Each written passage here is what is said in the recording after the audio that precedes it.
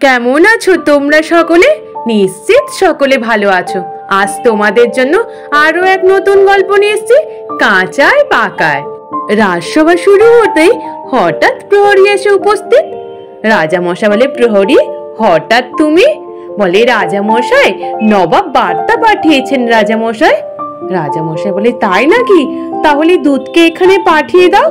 অমনি নবাবের দুধ এসে বলে, রাজামশাই নবাবের মনের অবস্থা একদম ভালো নেই, তাই মনকে সুস্থ করার জন্য আপনার রাজ্য থেকে একজন বুদ্ধিমান ব্যক্তিকে ডেকে পাঠিয়েছেন নবাব। ওই কথা শুনে রাজামশাই তো খুব চিন্তিত হয়ে পড়েন। বলেন, বেশ দুধ, তুমি ফিরে যাও, আমি দেখছি। তারপর দুধ ফিরে চলে যায়। ওদিকে রাজসভায় রাজামশাই তখন আলোচনা শুরু করে। বলে, তাহলে কি করা যেতে পারে? এখন নবাবের মনের অবস্থা ভালো নেই, নবাবের মনকে ভালো করতে গেলে তো আমার রাজসভা থেকে বুদ্ধিমান ব্যক্তি, বিজ্ঞানী, তুমি বলো কাকে পাঠালে হবে? সঙ্গে সঙ্গে মন্ত্রী মশাই বলে, রাজামশাই আমি মন্ত্রী, আর আমার বুদ্ধি সব থেকে বেশি, আমি ছাড়া কি অন্য কেউ পারবে এর সমাধান করতে? এই কথা শুনে রাজামশাই বলে, মন্ত্রী তুমি পারবে নবাবের মনের অবস্থা ভালো করে দিতে? বলে, হ্যাঁ রাজামশাই আমি পারবো। রাজামশাই বলে, গোপাল তাহলে আমার কি করা উচিত? গোপাল বলে, রাজামশাই মন্ত্রী মশাই যখন বলছেন মন্ত্রী মশাইকে পাঠিয়ে দেখুন না। রাজামশাই বলে, বেশ, তাহলে মন্ত্রী তুমি তাহলে ঘুরে এসো, নবাব কি বলতে চাইছেন একবার শুনে এসো। তারপর মন্ত্রী মশাইও রাজি হয়ে যায়। সভা শেষ হয়ে যাওয়ার পরে যখন গোপাল, সভাকবি এরা যখন বাড়ি ফিরছিল, সভাসদরা গোপালকে বলে, গোপাল কাজটা কি ঠিক হলো? মন্ত্রী মুর্শিদাবাদে গিয়ে কি পারবে নবাবের এই সমস্যার সমাধান করতে? গোপাল বলে, আপনারা কি ভাবছেন আমি কি যাব না? আমিও যাব, কিন্তু ছদ্মবেশে যাব, সেটা কাউকে জানাবো না, শুধুমাত্র রাজামশাইকেই জানিয়ে যাব। বলে, তাই করো গোপাল, নইলে যে এখন আবার রাজামশাইয়ের উপরে আবার নবাব কি না কি নালিশ পাঠিয়ে দেন। বলে, হ্যাঁ তাই করব। তারপর গোপাল বাড়ি ফিরে যায়। বাড়ি ফিরে গিয়ে গিন্নিকে বলে, ও গিন্নি, গিন্নি। গিন্নি তখন বেরিয়ে এসে বলে, বলো তোমার খবরটা কি? হ্যাঁ, তোমাকে সারাদিন তোমার পাত্তা পাওয়া যায় না, তোমার এখনই তোমার সময় হলো ঘরে ফেরার। গোপাল বলে, গিন্নি আসলে আমার এখন প্রচুর কাজের চাপ রয়েছে, কালকে সকাল হলে আমায় মুর্শিদাবাদ যেতে হবে। গোপালের গিন্নি বলে, কেন মুর্শিদাবাদ কেন? বলে, গিন্নি নবাব মানসিক দিক দিয়ে অসুস্থ, তাই সুস্থ করার জন্য যাব। বলে, কই আমি যে সব সময় মানসিক দিক দিয়ে অসুস্থ, আমার দিকে তো একবার তাকিয়ে দেখো না। গোপাল বলে, তুমি আবার কোথায় মানসিক দিক দিয়ে অসুস্থ? যখন যেটা চাইছো সেটাই পেয়ে যাচ্ছ, হাঁ করলেই সবকিছু পৌঁছে যাচ্ছে তোমার কাছে। গোপালের গিন্নি বলে, তাই নাকি? এই যে আমি হাঁ করলাম, কোথায় কি সবকিছু আমার কাছে চলে আসছে? গোপাল বলে, গিন্নি এ তো কথার কথা, তুমি এবার আমায় দুটো খেতে দেবে? বলে, বেশ, যাও হাত পা ধুয়ে এসো, গিয়ে খেতে দিচ্ছি। তারপরে দিন সকাল হতে ওদিকে মুর্শিদাবাদের নবাব আয়নার সামনে দাঁড়িয়ে নিজের চেহারা দেখছিল। ওদিকে বেগম পেছন থেকে বলে, কি নবাব দেখতে পাচ্ছেন কেমন করে আপনার দাড়িগুলো একটা একটা করে রোজ পেকে যাচ্ছে? নবাব বলে, হ্যাঁ বেগম দেখতে তো পাচ্ছি। বলে, তাহলে বুঝতে পাচ্ছেন তো আপনার বয়সের ছাপ চলে আসছে, আপনি বৃদ্ধ হয়ে যাচ্ছেন। বলে, হ্যাঁ বেগম তাও তো বুঝেছি।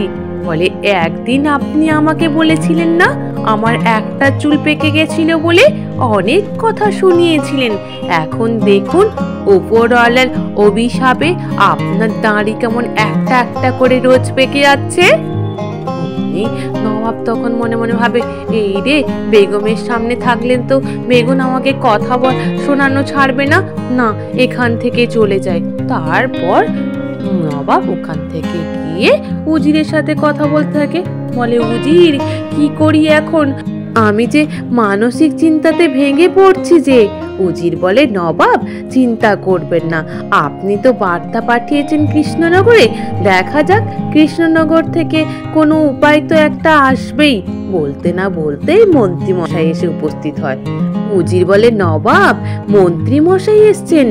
অমনি মন্ত্রী মশাই তখন বলে, হ্যাঁ আসলে আমি এসছিলাম নবাব আপনাকে সুস্থ করে তোলার জন্য। নবাব তখন বলে, কৃষ্ণচন্দ্র আর কাউকে পেল না, শেষ পর্যন্ত তোমাকে পাঠিয়েছে আমার মানসিক অসুস্থতা দূর করার জন্য? বলে, কেন নবাব, আমি কি পারবো না? দেখুন না, আমি ঠিক আপনাকে সুস্থ করে তুলবো। বলে, বলো দেখিনি মন্ত্রী, আমাকে দেখে তুমি কি বুঝতে পারছো? বলে, কি বুঝতে পারছি, কিছুই তো বুঝতে পারছি না।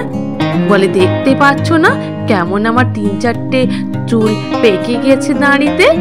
বলে, ও হ্যাঁ দেখতে পাচ্ছি তো নবাব, একরাশ কালো চুলের মধ্যে ফর্সা 3-4টে চুল। ওই শুনে নবাব তো আরো রেগে যায়, বলে কিনা তুমি ফর্সা চুল দেখতে পাচ্ছ? নবাব তখন রেগে কি বলে, প্রহরী প্রহরী, এক্ষুনি বেটা এই মন্ত্রী বেটাকে নিয়ে গিয়ে জেলে বন্দি করো। ও কিনা আমার এই পাকা দাঁড়িগুলোকে বলে কিনা ফর্সা দাঁড়ি দেখতে পেয়েছে, আর ও কিনা আমার মনের সমস্যা দূর করে দেবে। এক্ষুনি বন্দি করো কি। আর ওই দুধকে বলে দুধকে পাঠিয়ে দাও কৃষ্ণনগরে খবর দেওয়ার জন্য যে মন্ত্রীকে বন্দি করে দিয়েছি, আর বলো ওরা যেই রূপ করে হোক আমার এই সমস্যার সমাধান করে দেওয়ার চেষ্টা করুক। অমনি বলে মন্ত্রীকে ধরে নিয়ে যায়। মন্ত্রী বেচারি কান্নাকাটি করতে থাকে, নবাব নবাব আমি আপনাকে সুস্থ করে তুলবো নবাব, ওই জন্যই এসেছিলাম। নবাব তো কোনো কথাই শুনে না, আর মন্ত্রীকে টানতে টানতে নিয়ে চলে যায়। ওদিকে গোপাল রাজামশাই আর রানীমায়ের সাথে দেখা করে বলে আসে, রাজামশাই রানীমা আমি যাচ্ছি, আমি আপনাদের চিন্তা করতে হবে না, আমি যাচ্ছি নবাবের কাছে, দেখি আমি পারি কিনা। রাজামশাই বলে, গোপাল তুমি গেলে আমার সত্যি মনের চিন্তাটা দূর হবে, কারণ আমি জানি তো তুমি ছাড়া কেউ এই সমস্যার সমাধান করতে পারবে না গোপাল। গোপাল বলে, রাজামশাই যাব, কিন্তু মনোবিদ সেজে অন্যরকম রূপ ধারণ করেই ওখানে পৌঁছাবো। রানীমা বলে, রাজামশাই আপনাকে আর চিন্তা করতে হবে না, গোপাল যখন গেছে আপনার সমস্ত মুশকিলের আসান হচ্ছে গোপাল। রাজামশাই বলে, বেশ বেশ গোপাল, সাবধানে যেও। তারপরের দিন গোপাল গরুর গাড়ি করে চেপে সোজা মুর্শিদাবাদ পৌঁছে যায়। মুর্শিদাবাদে গিয়ে মনোবিদ সেজে নবাবের দরবারে গিয়ে উপস্থিত হয়। নবাবের কাছে বার্তা যেতেই নবাব বলে, কে এসছেন আমার সাথে দেখা করতে? দূত এসে বলে, নবাব কৃষ্ণনগর থেকে এক মনোবিদ এসছেন আপনার সাথে দেখা করতে। বলে, বেশ ওনাকে পাঠিয়ে দাও। তারপর গোপাল আসে। অমনি গোপালকে দেখে নবাব বলে, আপনি কে মশাই? গোপাল তখন বলে, আমি একজন মনোবিদ, আমি আপনার মনের সমস্যা দূর করে দেব, তাই আমি এসছি। অমনি নবাব বলে, তাই নাকি? আচ্ছা বলো দেখি, আমাকে দেখি তুমি কি বুঝতে পারছো? অমনি গোপাল তখন বলে, আমি দেখতে পাচ্ছি আপনার এক গাছা কালো চুলের মধ্যে 3-4টা পাকা চুল হয়ে আছে। বলে, এই তো, এটাই তো আমার সমস্যা, এটাকে আমি কি করে সমাধান করব? বলে, আমি বুঝতে পারছি এটা তেমন কোনো ঘোরতর সমস্যা নয় ঠিকই, কিন্তু ভেতরে একটা জটিলতা আছে। এটা মনে হচ্ছে আপনার খুব কাছের লোকের দ্বারাই এটা হয়েছে। আমি কিন্তু আপনার খুব কাছের একদম, যার সাথে আপনি উঠেন বসেন খান ঘুমান, তার সাথে কথা বলতে চাই।